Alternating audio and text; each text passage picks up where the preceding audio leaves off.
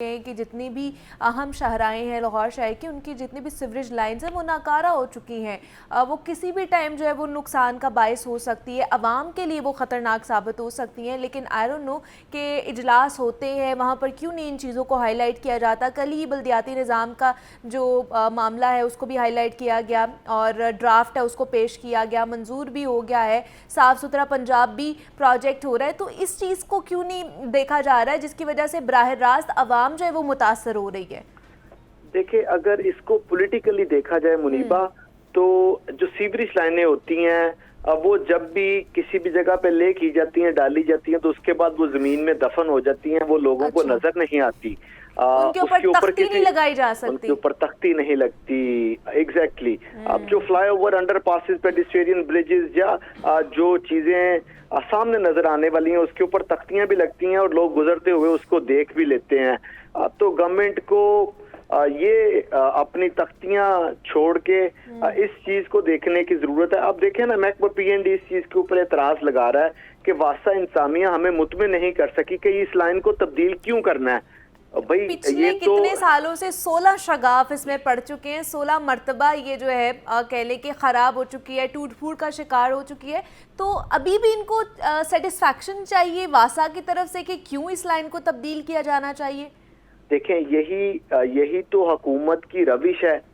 اسی چیز کے اوپر تو ہم کہہ رہے ہیں کہ یہ غیر سنجیدگی ہے کہ آپ کو 16 مرتبہ خیابان فردوسی مین بولیوارڈ جوہر ٹاؤن پر پڑے ہوئے جو شگاف ہیں وہ نظر نہیں آ رہے، اور آپ اس چیز کے اوپر جسٹیفیکیشن مانگ رہے ہیں کہ اس لائن کو تبدیل کیوں کیا جائے. اور صرف یہ خیابان فردوسی مین بولیوارڈ جوہر ٹاؤن ہی نہیں، واسا کی ہی دستاویزات بتاتی ہیں کہ لاہور میں 20 مرکزی شاہراہیں ایسی ہیں جس کے نیچے سے گزرنے والی جو سیوریج لائنیں ہیں وہ بسیدہ ہو چکی ہیں، اور آئے روز اس طرح کے واقعات رونما ہو رہے ہیں. یہ خیابان فردوسی مین بولیوارڈ جوہر ٹاؤن پر جو شگاف کا معاملہ ہے یہ اس لیے ہائی لائٹ ہو جاتا ہے کہ ماضی میں بھی بار بار اس طرح کے جو واقعات ہیں وہ اسی سڑک پر ہو چکے ہیں. اس سے قبل ابھی ایک ہفتہ قبل حسن بصری روڈ کے اوپر یہ واقعہ رونما ہوا. اس کے علاوہ کھاڑک نالے پر آئے روز یہ واقعات رونما ہو رہے ہیں.